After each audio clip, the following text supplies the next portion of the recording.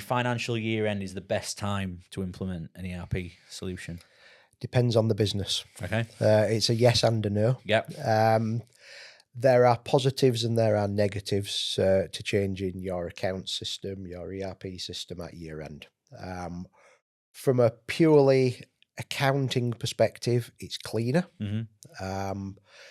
When you run your year end on a system, getting technical for the accountants, the accountants who are watching, or for people who aren't watching to learn, everything in your P&L basically gets zeroed at year end. Yeah. So, and it gets rolled up into your balance sheet and your P&L reserve and your balance sheet. So it's a perfect time to move systems because it's as clean as your nominal codes are going to be. Got you. And you can restructure codes if you want at that point. If you're not doing a migration, I always say that if you move from Sage 50 to 200, it's a migration. You can migrate, or you can start with opening balances and take the opportunity to tidy stuff up, which we'll probably come on to when we're talking about changing ERP systems anyway. But so it can be a positive from that perspective. It is the time of year when your accounts team are at the busiest, which is a negative. Yeah. I know that it always amazes me that most people have a financial year end either at Christmas or New Year when everybody's on holiday.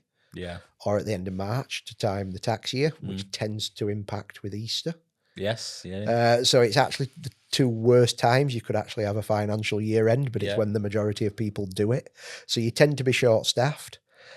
You tend to have your accounts team at their busiest. So it's actually a bad time. Yeah. If you've got year ends at that time. And I would also say that a lot of our services, and probably yours on the dynamic side, are taken up in December and March because that's when everybody wants to do their upgrades or new ERP systems as well. Yeah. Because they want to time it in with their year end. So but then you have got other things like there's tax incentives, using capital allowances in their financial years. So there's lots of different, and that's why I can't say it's a yes or no answer. I get it. It's what works best for your business. From your accounts team, you're probably better off doing it away from year end.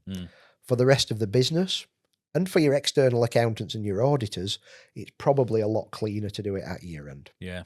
Because it might push your audit costs up because suddenly you're having to audit not only one set of figures, but two sets of figures and making sure the transition across systems as well.